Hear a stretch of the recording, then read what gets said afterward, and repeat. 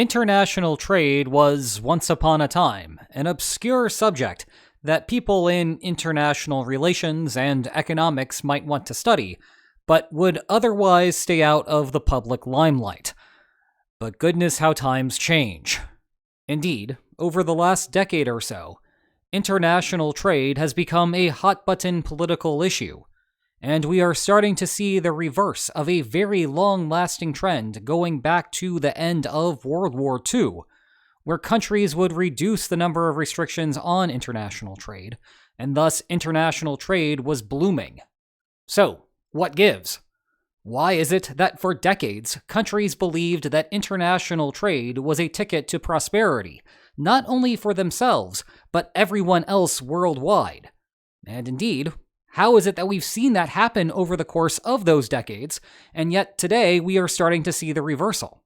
And what will the consequences of that reversal be? Well, that's what we're going to be studying today, as we delve deep into international trade. Before outlining what we're going to do with the rest of this lecture, I wanted to show you this image. If you follow enough of what I do, you have seen something like this before, because it is really telling for the subject matter at hand. Do you recognize what we're looking at? Well, let's see. We have some darker regions on the left and the right, what appears to be a landmass going straight down the center, which would suggest that the darker regions are waterways. There's a whole bunch of light at the bottom and not much light at the top. What does that all add up to? Well, maybe you guessed it. This is the Korean Peninsula. That big patch of lights is Seoul and all of the surrounding cities in South Korea. Going a little bit north of there, and then all the way across the peninsula, is one continuous line. That's the demilitarized zone that separates North Korea from South Korea. Then if we go into North Korea, about halfway up the remainder of the peninsula, and toward the western side, there is a single patch of lights. That is Pyongyang, the capital of North Korea. The rest of North Korea is basically invisible from space at night. What I love about this image is that it immediately raises questions about what the heck is going on here. Once upon a time, North and South Korea were not all that dissimilar. Then you had the Korean War, you had an armistice, you had a line drawn in the form of that demilitarized zone that separates the two, and fast forward many decades, you get two different parts of what used to be the same country that could not be any more dissimilar at this point. So how does that happen? Well, there are a couple of primary explanations. One focuses on the government type of each country. Sure, South Korea has had a bunch of problems recently, and it hasn't been great going decades back either.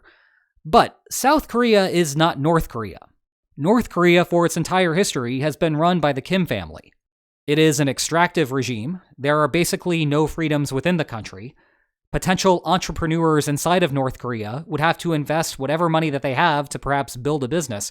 And even if they think that they have a very good idea for that business that they know will be profitable, they have to worry that eventually the government will come and try to take some of their money, and as a result, it might not be worth that long process to develop a business, even if the business would be successful.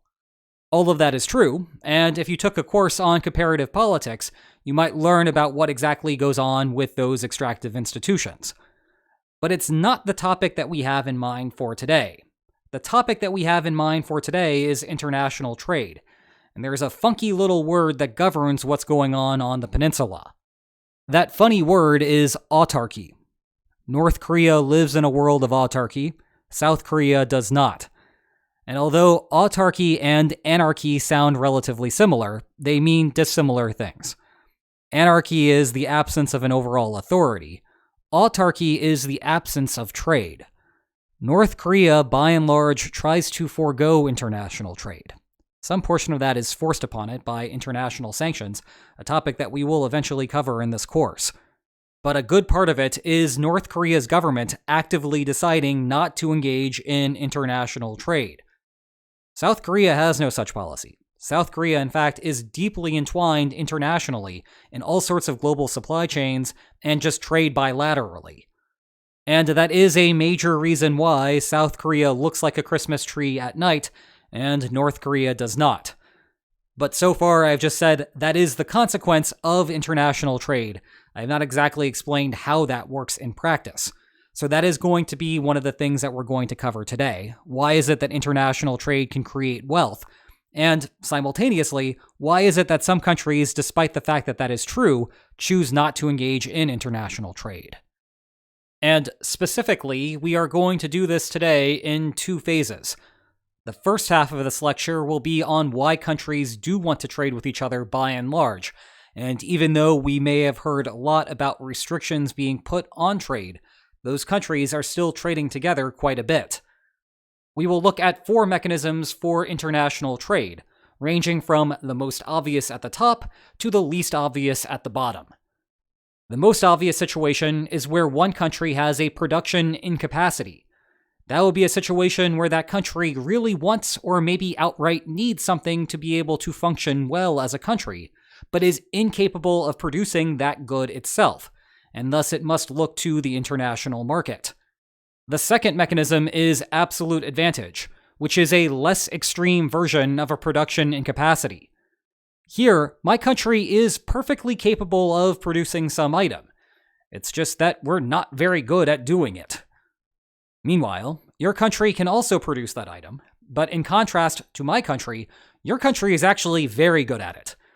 So it might make sense for my country to simply buy that item from you. Simultaneously, there is a second item that your country can make, but is very bad at making it. Fortunately, my country is very good at making it, and so it might make sense for your country to buy that second good from me. And as a result, we're both buying things at cheaper prices, specializing in the things that we are absolutely better at making, and all being better off as a consequence. Absolute advantage is intuitive, but from a teaching perspective, it is very frustrating. It is very easy to walk down a path where you think that the only reason that countries might want to trade with one another is as a consequence of absolute advantage, or the more extreme version of it, production incapacities. And if you have a country that is good at making everything, and another country that is bad at making everything, that the country that is good at making everything would have no business trying to trade with the country that's bad at making everything. Well, it turns out that is not the right conclusion to draw. We will see this in the magic of the third mechanism, comparative advantage, where we will no longer focus on what countries are absolutely better at making, but rather focus on what they are comparatively better at making, what countries have lower opportunity costs to produce. And ultimately, we will see that if countries focus on their lower opportunity cost goods, what they are comparatively better at making, we can still make everyone better off, even if one country can more efficiently produce every single good. Finally, we will look at geographic quirks, a less common mechanism for international trade. This is a consequence of international lines on maps being drawn inconveniently for the purposes of creating economic prosperity. It may be easier and cheaper for me as a consumer to walk across an international border and buy from an international partner and then take that good back across the border, as compared to looking for that same item inside of my own country, but very inconveniently located on the opposite end. Collectively, these 4 mechanisms, production incapacities, absolute advantage, comparative advantage, and geographic quirks, explain the vast majority of what we see in the world today. That is because, despite what's going on politically right now, international trade still remains very popular, and indeed we are seeing a surge of it as compared to what we have seen in centuries past. But even if those mechanisms capture 90% of the cases, we're still missing 10% of the cases, and those 10% tend to be the most interesting political questions right now. So why don't countries trade with one another? Well, we will begin by looking inside of each country and seeing who is winning and losing as a result of liberal trade policy. And that will tread new theoretical ground for us. Think about what we've done in this series thus far. We have been focused on unitary actor explanations. Why do countries fight wars with one another? Maybe it's because my country is incapable of credibly committing to the terms of a deal over the long run, and your country wagers that it is better to fight under the circumstances of the status quo today than have to deal with this problem in the future. Or alternatively, perhaps my country is uncertain about what your country is willing to accept or reject in negotiations. Moreover, we are optimistic that you think that you are very weak, and thus we can make some onerous demands out of you and still have you accept those demands. But perhaps privately you know that you are fully capable of winning the war, and so when we make those demands out of you, you reject and you fight. Both of those were unitary actor explanations. It was one country versus another country. At no point have we looked inside of those countries at perhaps the domestic cleavages between a leader and their population, which then result in the leader trying to do things that the population might not like, such as going and starting a war. Now, in this course, we will eventually circle back to understand how domestic politics affects international security. But our first taste for domestic politics affecting international affairs is going to be inside of the realm of international trade.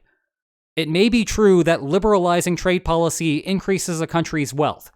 In other words, hold everything else constant, look at a particular country, imagine that country does not have free trade, and imagine that country does have free trade. What's the wealth of that country? How much production is going on in that country? How much consumption is going on in that country? And it's fully possible that that particular country is better off on all of those metrics with free trade than without. And yet, we do not have free trade in that country. Why not?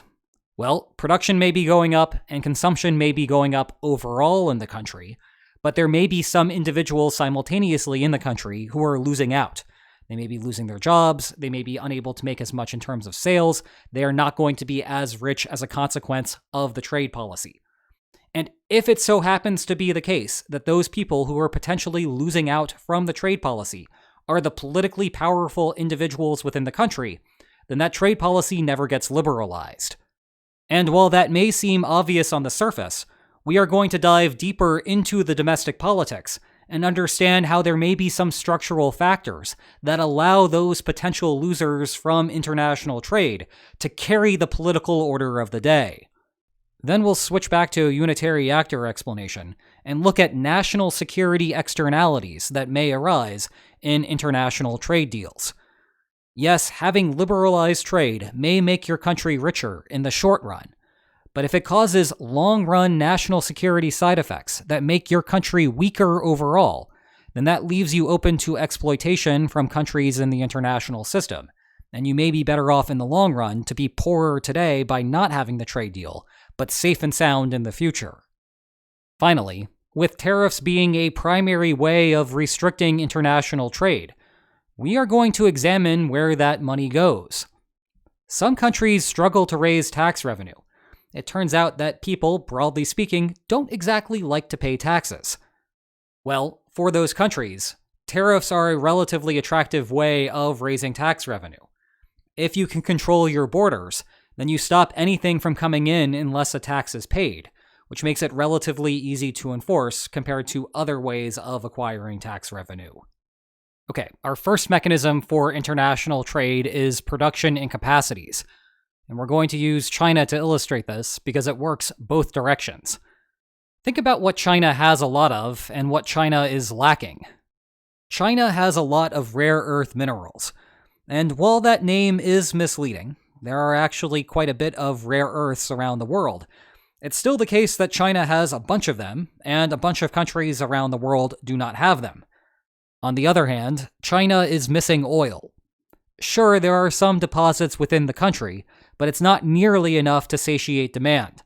China is growing in economic wealth. As people in China become richer, that billion-plus set of individuals start wanting to consume more oil. There just isn't enough oil inside of China to satiate demand where it currently stands, and as it continues to grow, the problem is only going to get worse and worse. The key thing for both China and the other countries is that no amount of searching is going to solve their problems. For example, Beijing could demand that oil companies within China begin looking for more deposits within the country. But there just aren't the deposits there. And yeah, searching for more may yield a few more, but it's not going to be able to satiate the demand. Where the fossils died many, many millions of years ago is where the fossils died, and there's no amount of searching that can change that. Likewise, for the other countries, their capitals could demand their respective mining companies to look for rare earths around the countries. But again, wherever those rare earths developed are where the rare earths developed, and no amount of searching is going to be able to change that. But you know what? it's not the end of the world. You can just trade for these sorts of things. China can buy its oil from outside of the country. Other countries can buy their rare earths from China.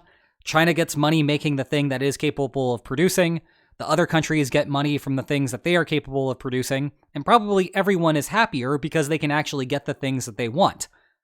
Summing up here, production capacities are definitely a reason why countries trade with one another, but it's also fairly narrow in its application and relatively trivial. And if all we did was look at production and capacities, we would actually miss out on the vast majority of trade that goes on internationally. And with that, let's move on to our second mechanism known as absolute advantage. And I am going to illustrate not only this one, but also the following one on comparative advantage, using a real-life example involving the United States and Mexico. Let's imagine that there are two goods that each country is thinking about producing: wine and tequila. Unlike the previous scenario, both countries are perfectly capable of producing both goods. However, each has a unique production capacity for that particular good. The United States can produce 10 bottles of wine for each unit of labor it puts into that industry. Meanwhile, for each unit of labor it puts into the tequila industry, it can create 4 bottles. As for Mexico, each unit of labor south of the border could produce 2 bottles of wine or 8 bottles of tequila. Let's begin by supposing that both countries have to work in isolation. In other words, there is no trade possible between the two, perhaps because laws have been put into place that make it impossible. Now, in this world of autarky, both of the countries are going to produce some of each of the good. In the United States, for example, it might be optimal for the companies to maximize profits by producing 5 bottles of wine and 2 bottles of tequila. That is, combining both U.S. consumer preferences as well as the U.S. manufacturing capabilities. When you put together the costs and how much each of those products can get on the market just inside of the United States, that might be the way that those companies maximize their profits. Meanwhile, Mexico has different production capacities as well as different consumer preferences, so the way that those companies might maximize their profits inside of Mexico and Mexico alone is to produce 1 bottle of wine and 4 bottles of tequila. And at the risk of stating the obvious, if you're living in a world of autarky and the states are not trading with one another, then the consumption in both of those countries is going to be equivalent to the production.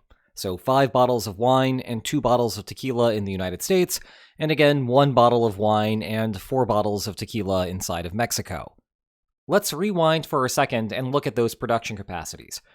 Remember, the values that you are seeing are what each of the countries can produce using 1 unit of labor. And what we're seeing on the right with the autarkic consumption is that the United States is evenly splitting its labor between the two, as is Mexico, which results in the ultimate consumption that you're seeing again on the right.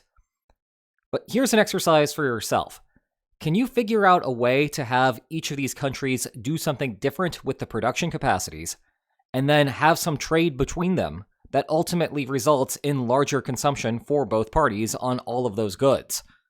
Well, as I will show you in a minute, the answer to that question is yes. But if you are trying to figure this out on your own, and you need a bit of a hint, I would suggest that you look at each country's absolute advantage. Let's start with the wine industry.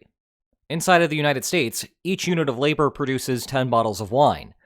In Mexico, it's not nearly as good. It's only 2 bottles. However, the situation is flipped for the tequila industry. For each unit of labor that Mexico puts into producing tequila, it will output 8 bottles. In the United States, it will only be 4.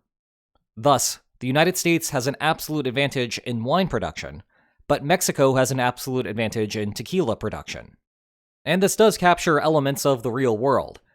Grapes grow best in a Mediterranean climate, and there are parts of the United States, thinking specifically here perhaps about Napa Valley, California, that are very good at growing grapes, and thus it is relatively easy inside of those parts of the United States to produce bottles of wine, because the grapes are just naturally suited to those regions.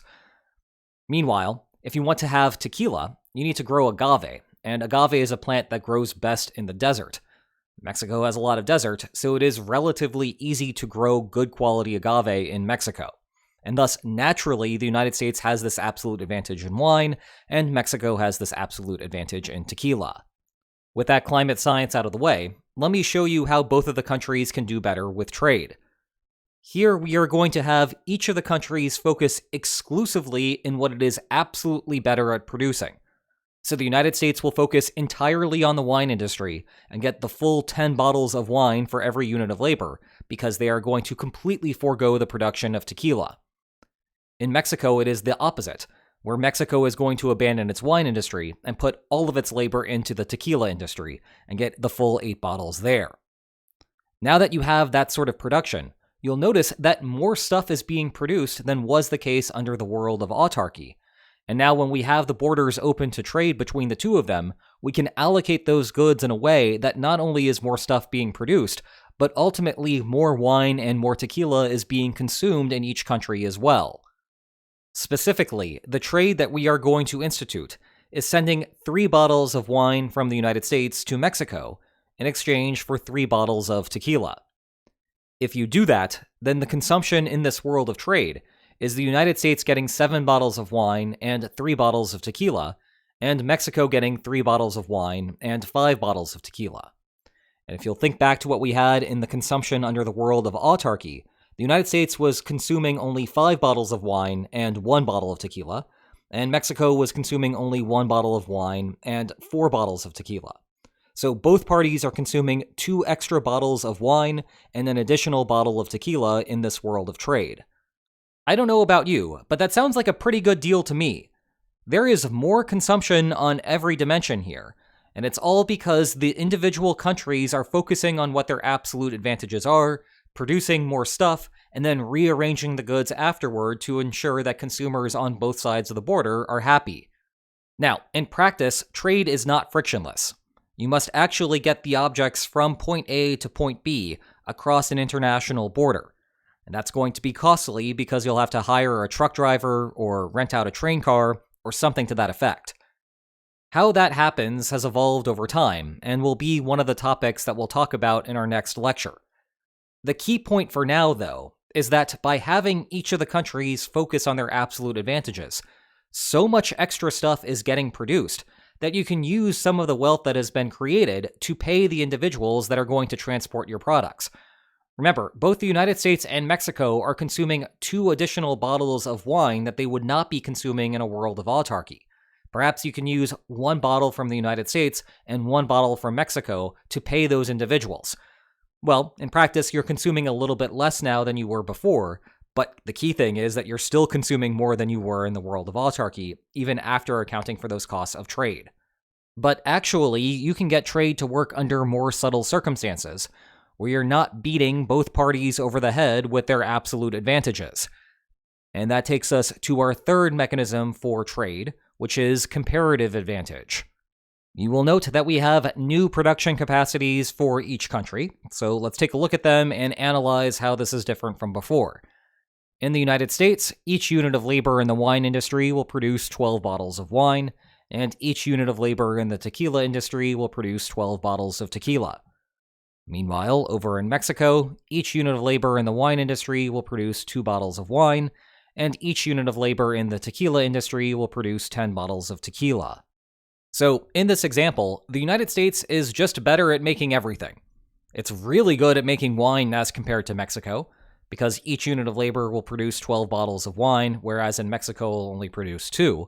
And it's more subtly better in the tequila industry. The margin is narrower, but it's still the case that the United States is producing 12 bottles of tequila per unit of labor versus Mexico's 10 bottles.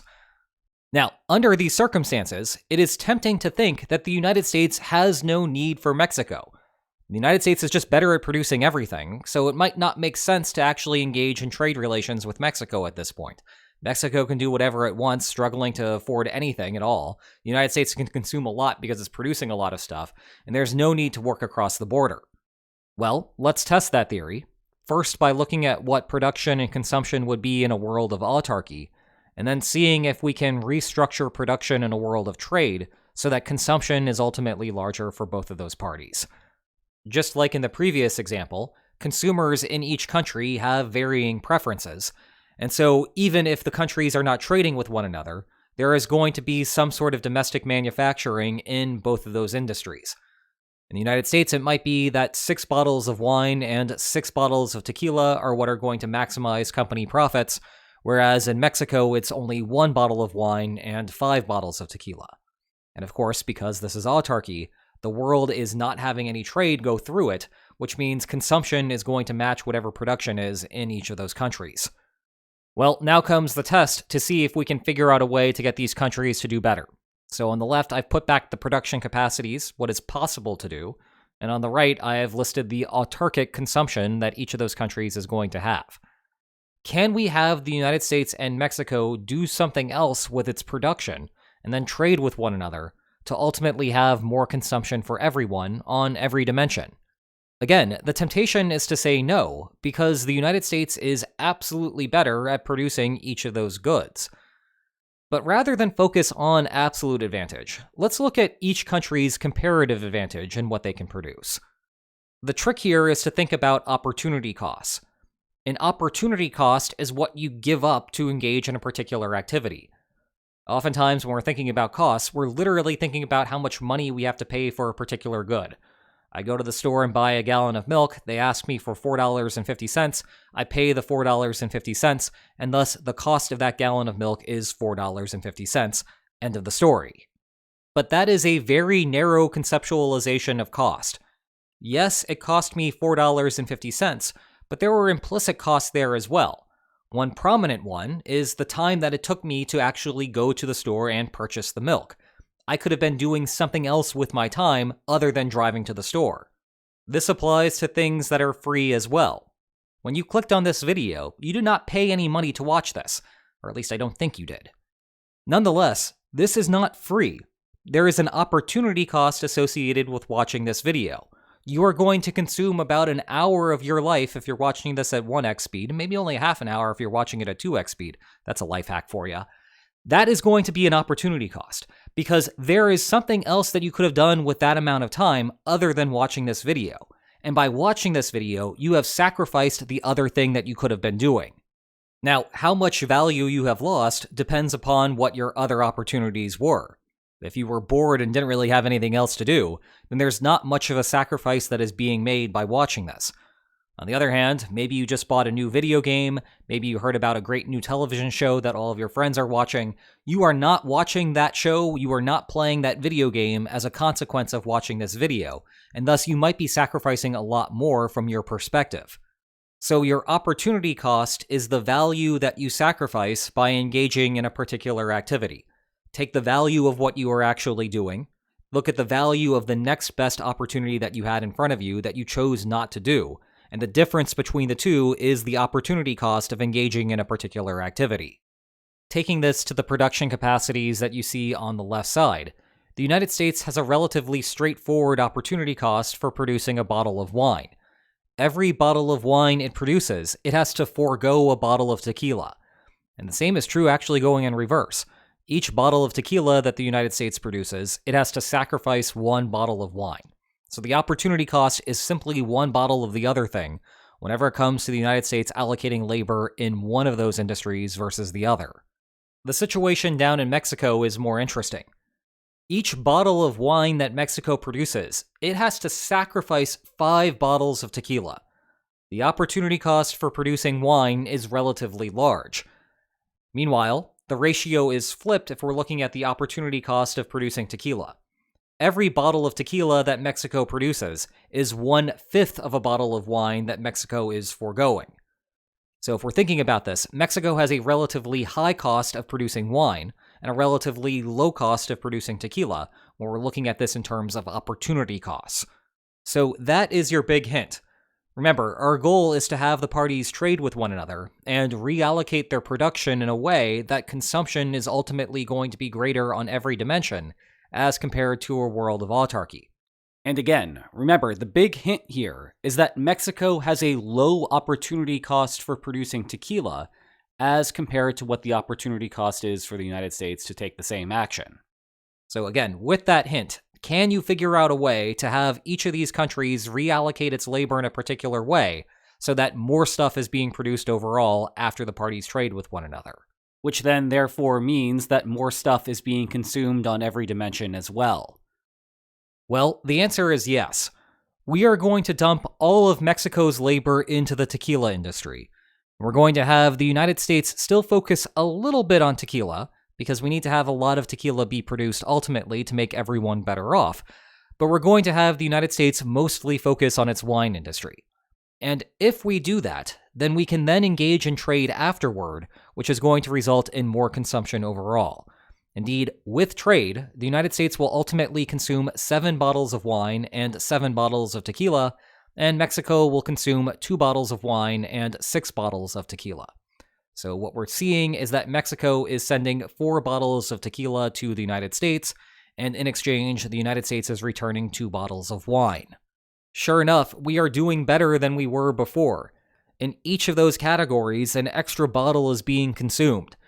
In a world of autarky, the United States was only consuming 6 bottles of wine and 6 bottles of tequila.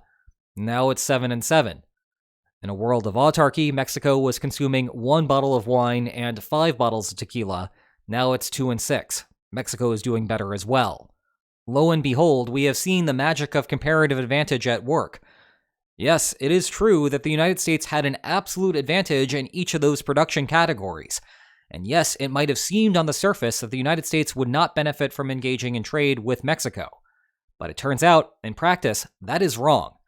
If we have each of the countries focus on what they are relatively better at making, focus on their comparative advantage, defined as the thing that has the lower opportunity cost relative to the other party, then more stuff can be produced and more stuff can be consumed. And it is this mechanism which is why trade is so omnipresent. If you have production capacities that are not identical in terms of the ratios, which is basically the case for everyone worldwide, you are going to have a way of reallocating your labor for the production of various goods so that after the trade occurs between the two parties, there is greater consumption for both parties. The only way that this would not work out for this particular example is if you had Mexico, say, being able to produce 10 bottles of wine or 10 bottles of tequila. That would be the exact same ratio as the United States, and so there actually wouldn't be any comparative advantage for either of those parties. They would have identical opportunity costs for the production of wine or the production of tequila, and so there is nothing to exploit there. But as long as there is some variation, there will be benefits from trade. Now, when the opportunity costs get very, very similar, the benefits from trade are going to be smaller and smaller. We might have to start dealing in fractions of a bottle. And it will also raise questions about how economically advantageous it will be to engage in trade once you have to pay for the individuals moving the products across the international border. But there will still, in principle, be those sorts of benefits.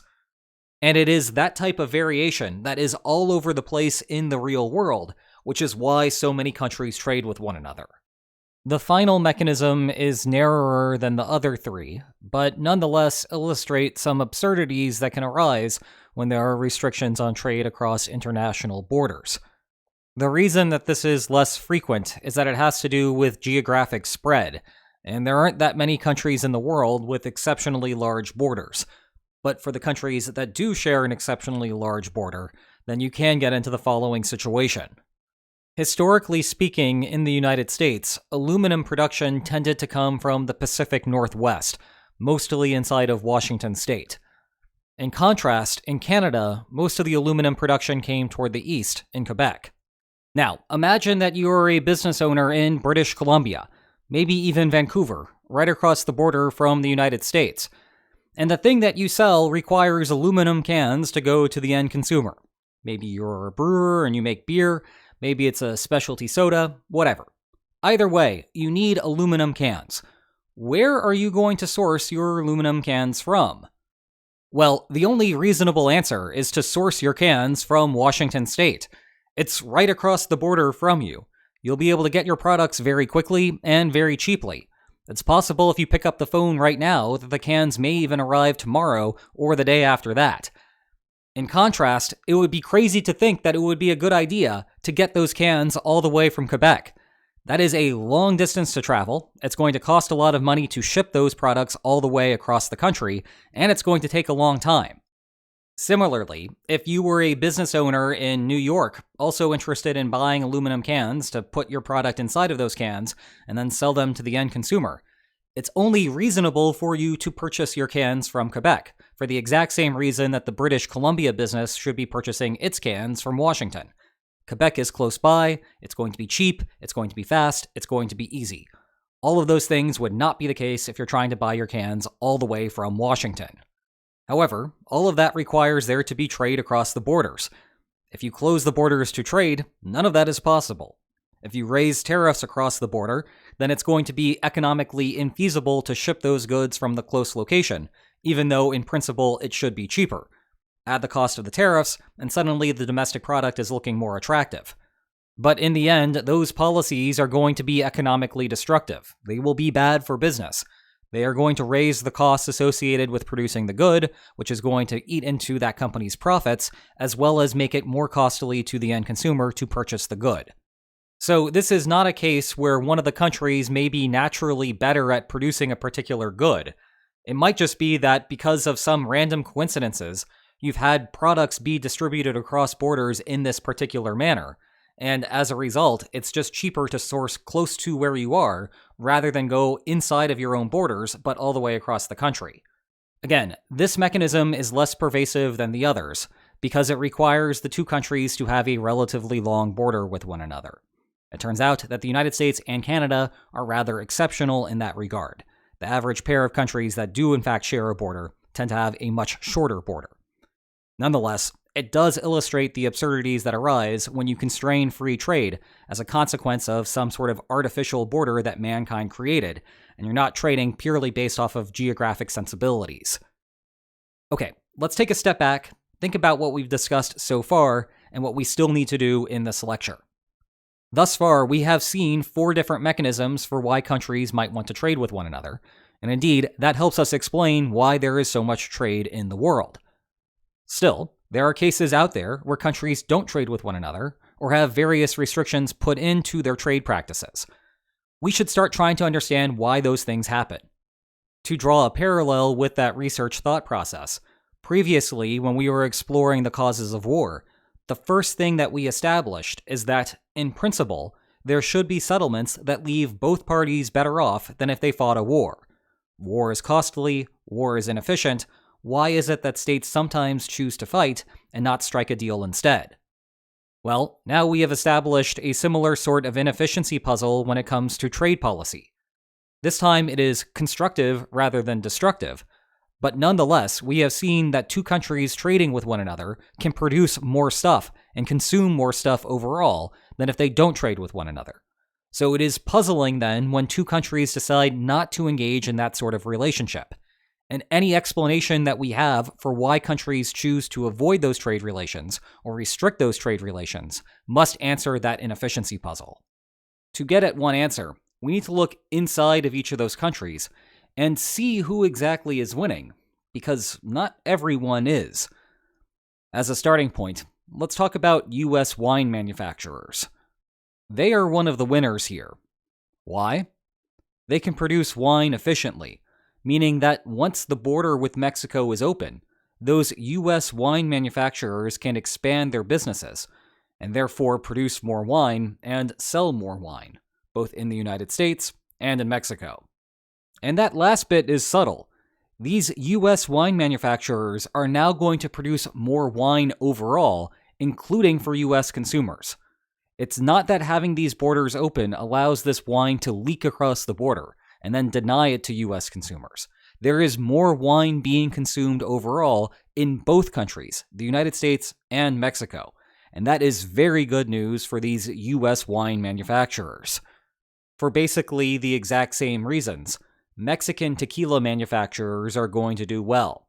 They have a climate that's appropriate for producing agave, they can expand their businesses, and they are going to sell more tequila, once more, both inside of Mexico and now inside of the United States.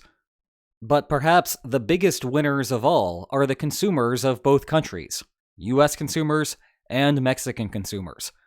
Remember, more stuff is getting produced, which means more of the stuff ends up on the marketplace. And so when you go in to buy a bottle of wine or bottle of tequila, because there is more of it, simple supply and demand economics means that an increase in supply results in a decrease in price.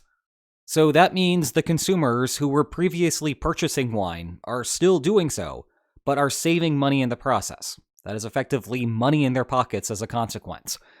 And there's a group of consumers who were previously priced out of that wine, who are now looking at the lower price and are very happy to buy.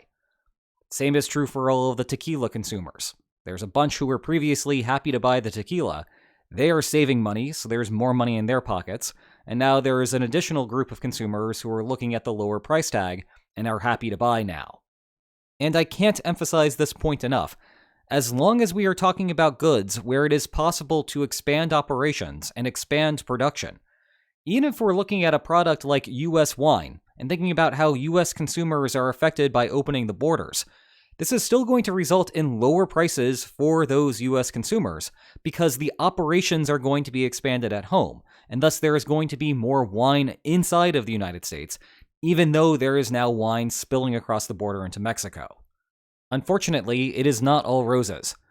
Think about tequila manufacturers in the United States. They lose here. The only way they are capable of surviving is if they are protected from foreign competition coming out of Mexico. But once the borders open, Mexican tequila, which is better quality and cheaper to produce, is going to flood the market. And at that point, the tequila manufacturers in the United States are not going to be able to keep up. US consumers are going to switch over to the Mexican tequila, and all of these companies are going to go out of business. Meanwhile, in Mexico, it is the opposite industry that is going to have the problem. Mexican wine manufacturers are only able to get by because they are protected from foreign competition. Open the border, though, and suddenly US wine comes spilling across. It's cheaper to produce, it's better quality, the Mexican consumers flock toward that US wine, and these Mexican wine manufacturers go out of business. So, recapping, we have 5 separate groups, 3 of which are winners, and 2 of which are losers. US wine manufacturers are doing well, Mexican tequila manufacturers are doing well, consumers on both sides of the border are doing well, tequila manufacturers in the United States are doing poorly, and Mexican wine manufacturers are also doing poorly. Here is the key, though. The amount that the winners are collectively winning by is larger than the amount that the losers are collectively losing by. And I'm not just saying that because there are more groups of winners than there are losers. If I just told you that there were 3 groups of winners and 2 groups of losers, it might be possible that the losers are losing a substantial quantity and the 3 groups of winners are only gaining a little. And that would mean that overall there is more loss than there is gain here. But that's not the case here. The winners are outpacing the losers. Those US wine manufacturers are quite happy, the Mexican tequila manufacturers are quite happy, and think about how many consumers there are in both of those countries. Every person in each of those countries is a consumer, and they are all winning here. And the combined powers of those consumers saving money, the Mexican tequila manufacturers making money, the US wine manufacturers making money, is producing more economic wealth and surplus than the amount that is lost by the US tequila manufacturers and the Mexican wine manufacturers. Nevertheless, that does not necessarily mean it is going to be easy to impose free trade policies.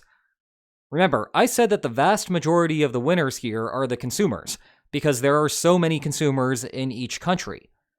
The problem, though, is that the amount that each of those individual consumers is winning by is actually relatively small, and it's the collection of all of those consumers put together that is creating the vast majority of the wealth gained. Studies of US consumers estimate that the average US consumer saves about $3,000 per year as a consequence of free trade policies. And let me tell you, I for one would be very excited to know that a relatively simple policy change could effectively add $3,000 to my bank account each and every year. However, $3,000 is not all that much on the grand scheme of things, and $3,000 is going to be insufficient to create a whole bunch of single-issue voters. What I mean by that is there might be an election involving 2 different candidates, one of whom supports free trade policy and one of whom does not. And there aren't going to be a whole lot of voters that are going to choose the candidate that supports the free trade policy precisely because that candidate supports the free trade policy.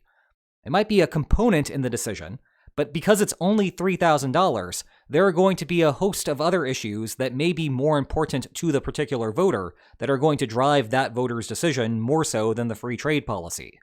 But here's the rub. Think about the individuals involved in the US agave industry. Those individuals are protected as a consequence of the free trade policy. They have jobs as a consequence of the free trade policy. I'm not just talking about the business owner here. I'm also talking about everyone who is employed in that industry, ranging from the bottle maker to the person who's pulling the agave out of the ground.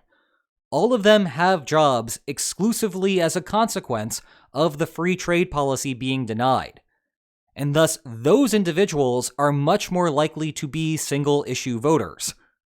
As a result, it is tempting for political candidates to say things like, hey, the US agave industry is super important. It's a part of our culture, it's a part of our identity, and we can't let those jobs go outside of the United States. We need to make sure that the US tequila manufacturers are protected because they are important, they're real true Americans, and they deserve a livelihood. So I'm going to vote against any sort of trade policy that is going to liberalize trade along the tequila industry and allow that predatory Mexican tequila to come across the border. Now, that policy ought to frustrate US consumers because it's going to cost them more money now to purchase tequila. But remember, the amount that it's going to cost them is not all that much. And as a consequence, they are unlikely to change their vote. What is going to be more important for them, by and large, is whether I am a Democrat or I'm a Republican, and the sorts of policies that come along with that. Party affiliation is going to be far more important than whatever my particular policy is about agave and tequila. That same statement does not hold for individuals in the US tequila industry. This is not a matter of a few $1,000s for them. This is tens of thousands of dollars, or hundreds of thousands of dollars, or maybe even millions of dollars for the business owners. And when they have those large sums of money on the line, they tend to become single-issue voters. They might not like the policies that I want to put into place on other dimensions if I become the elected official. But as long as I am willing to protect the US tequila industry, they don't really care. Because primarily for them, they want to make sure that their way of life is protected, and the only way for that to be the case is if the US tequila industry is protected. And that's how you get special interest groups to arise on Capitol Hill. When the gains are extremely dispersed and the losses are extremely concentrated, those who are about to lose as a consequence of the free trade policy are more likely to come across their collective action problem and figure out a way to solve it, thereby establishing lobbying groups on Capitol Hill that are going to ensure that the policies that are going to protect those industries will in fact either stay in place or be put into place. And actually, it's a little bit worse than that when the status quo policy is protectionism.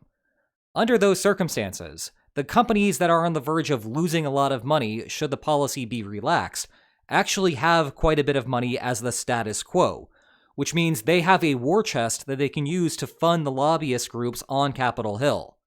Meanwhile, the business owners, or potential business owners, that stand to gain by relaxing the protectionist policies do not have the same luxury of these large war chests. There may be an entrepreneur who wants to jump into the US wine industry, realizing that there is an opportunity to have a great vineyard, make a lot of great grapes, turn those grapes into great wine, and sell that wine across the border. That individual can only engage in that business plan if the protectionist policy is relaxed. But as it stands right now, under the status quo, that would-be entrepreneur does not have a war chest. They do not have a functional company right now, and they do not have as many economic resources to compete with the lobbying groups that the protectionist industries have. And so, all told, you get a bit of a bias toward protectionist policies. There can be some further quirks here based on the distribution of voters, how important each of those voters are, and what industries they are involved in. And the US steel industry is a perfect example of this. In US presidential politics, there is likely no state more important than the Commonwealth of Pennsylvania. Pennsylvania has dictated who has won the presidency the last 5 elections, and it doesn't look like that is going to change anytime soon. As a result, US presidential candidates have a lot of incentive to appeal to voters inside of Pennsylvania, even with policies that are actively harmful to the vast majority of Americans. And heck, a lot of these policies are actively harmful to the vast majority of people in Pennsylvania. but those individuals are not single-issue voters. You know what is a group that is a single-issue voter, though? A lot of people that are employed in the U.S. steel industry. And that is a large reason why U.S. presidential candidates bend over backward to try to appeal to the U.S. steel industry. U.S. steel is no longer economically competitive on the global marketplace. It only survives as a consequence of protectionist policies. You remove those protectionist policies, suddenly all the individuals that are employed in that industry might have to start looking for other jobs. And the harsh truth is that while they may be very skilled at doing things within the U.S. steel industry, the moment that they lose their job, those skills might not be compatible with the other types of jobs that may be available in the United States. So there is no simple solution for those employed in this industry. All they really need to be able to survive is the protectionist policies from the U.S. presidential candidates, which is quite a bit to ask for, but simultaneously is something that U.S. presidential candidates are quite willing to give. The problem is that these types of special exemptions can start to accumulate on both sides of the border, and eventually you might find yourself in a situation where things are getting so restrictive that, politically speaking, both parties would be better off if there were free trade policies, as compared to the situation where there are high tariffs and high restrictions on things that are going across the borders. And thus you end up in situations that look like repeated prisoners' dilemmas, where in any given stage, regardless of what the other country is doing, it might be politically beneficial for you to keep those tariffs high. But the accumulation of having both parties have high tariffs over time makes you worse off than, once more, you had both parties relax those sorts of trade barriers. As such, much of what you see in international trade negotiations are the countries attempting to establish tit-for-tat strategies. In other words, they're looking for specific policies, one on each side of the border, that they can trade on. That the United States will relax this thing, Canada in return will relax this thing, and both countries will be made politically better off as a consequence. Meanwhile, if you have liberal trade policy as the status quo, and you have one country, say the United States, looking to impose some sort of tariff on Canada to protect a special interest inside of the United States, usually the way that the other country, again Canada in this case, thinks about the situation is it looks inside of its own country, thinks about all of the special interest groups inside of Canada, wonders to itself, well, which of these groups do I want to protect, and which of these groups, if I protect, is going to hurt the United States quite a bit, to punish the United States, to retaliate in response to the United States imposing some sort of tariff on me, in the hopes that the threat to do that, and then the execution to do it afterward, results in the first country, the United States, backing down from the policy.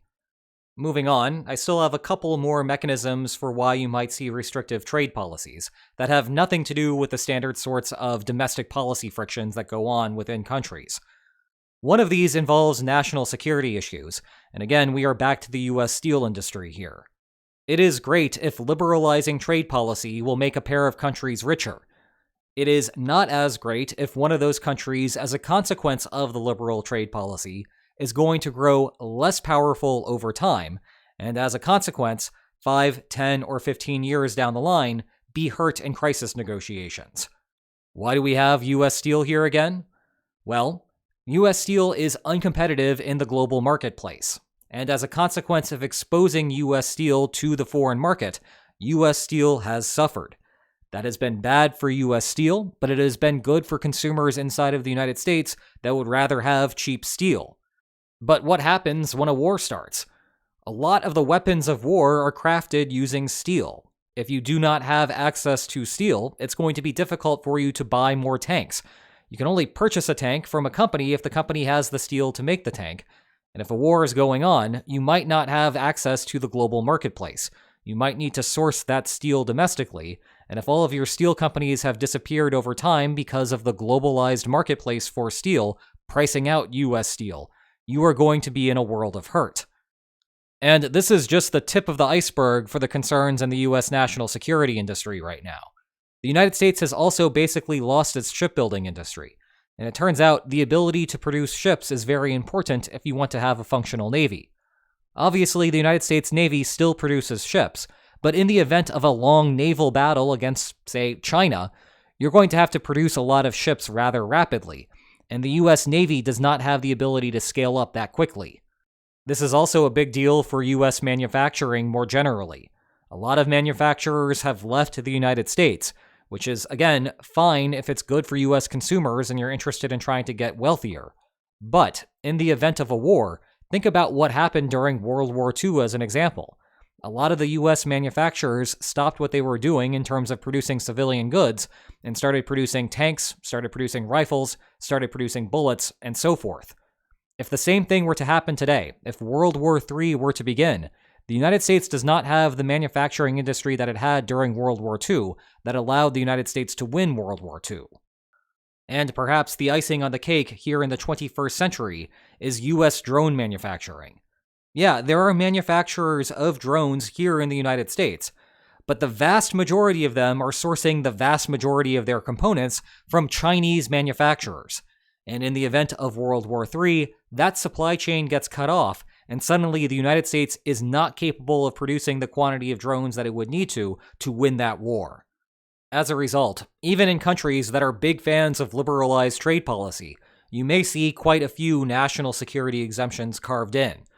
For example, you may see tariffs imposed on steel coming into the United States, not because that is an economically sensible thing to do, but because the United States wants to make sure that the US steel industry will survive, so that in the event of a war, there is at least some basis of steel production in the United States to then turn into weapons of war.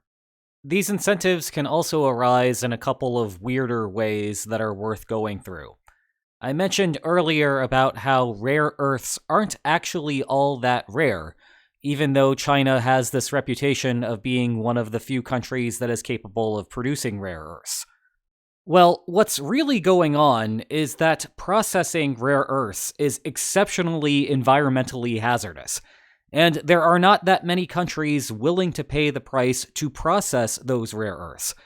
China is, however, one of them, and that is why much of that rare earth industry has moved to China. China is willing to sacrifice its environment to make the money associated with that business. But this is another national security concern, because a lot of rare earths go into military equipment. And in the event of a war, once more, China shuts off that supply, and suddenly the United States is not capable of re-equipping itself after the first wave of attacks. Consequently, you're starting to see a lot of movement in the West to mandate not only the mining of rare earths, but also the processing of rare earths, so that there is an emergency supply in the event of a war. Saving the weirdest one for last, let's talk a little bit about corn subsidies. On the surface, a subsidy does not actually seem like a violation of free trade principles. This is, in the United States, the US government giving money to corn farmers to make sure that there are bountiful corn harvests every year in the United States. But those corn subsidies effectively make it cheaper for US farmers to produce massive amounts of corn, which indeed distorts corn prices on the international marketplace. And in turn, you have a lot of international farmers that are very upset and frustrated with the US government for having this type of policy. But one of the justifications for this policy is, you guessed it, national security. It is a national security concern in the United States if the United States is not self-sufficient in the amount of calories it needs to consume on a yearly basis. And so the way that the United States can ensure that a bountiful harvest is constantly happening in the United States is to make sure that the corn farmers in the United States are being overpaid to produce corn, so that in an emergency, all of that corn could be turned into calories. And it's going to be impossible, therefore, for other countries to be able to coerce the United States by threatening its food supply. And now, as a final mechanism, let's talk about the money that is raised as a consequence of protectionist policies in the form of tariffs. That money goes somewhere.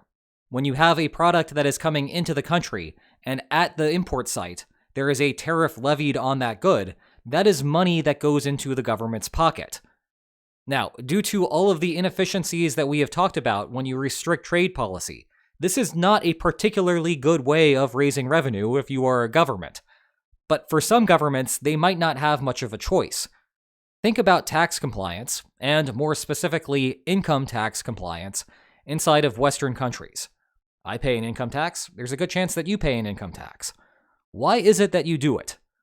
Well, on some level, I am sure that you are worried that if you do not pay your taxes, the government may come after you, and that is not so good for you. But on some level, you might not mind paying income taxes all that much. If you enjoy your government, if you think your government is good, even if you don't necessarily like whoever may be in power right now in the government, you may like the idea of your country and your government overall. You may like your constitution, you may like your Bill of Rights, you may like whatever it is the equivalent may be inside of your particular country. You may think it's patriotic to pay your taxes. And so, you're not particularly excited maybe about paying taxes, but you don't exactly mind it. Compare that to an autocratic country, where not only do the individuals living in that country not like the leader, they don't like the government itself, and they don't like the idea of paying taxes and giving money to those individuals. Income tax compliance, or more broadly tax compliance in those countries, is more difficult to come by. But that does not change the fact that those governments still need to raise revenues. And if they are going to struggle with voluntary compliance to something like an income tax, they need to look elsewhere. They need to find something else that is going to be easier to enforce. Well, in that case, you might want to turn to tariffs. As long as you can control your borders, then you can raise money by forcing anyone trying to import goods into your country to pay the tariff. If they don't pay the tariff, the good does not come in. So it might not be a particularly efficient way of raising revenue, but if you don't have more attractive options, you might be stuck with this one. The reason, of course, that I have an older image on the slide right now is because this is an issue that is historically more important than it is today. After World War II, when you have a surge of democracies, and then after the Cold War ends, when you have another surge of democracies, there are fewer countries that need to raise revenue via tariffs, and that has facilitated free trade now in the modern world. Okay, that takes care of everything we needed to cover today. We learned why countries by and large want to trade with one another, and why there are exceptions to those rules. What we have not yet covered today, and what will be the subject of our next lecture, is just how far we can go with the benefits from trade. Our focus here was on the economics. We were trying to understand, economically speaking, why it is a good idea to be involved in trade, and where the politics came into play was understanding how politics can interfere in the economic benefits of trade.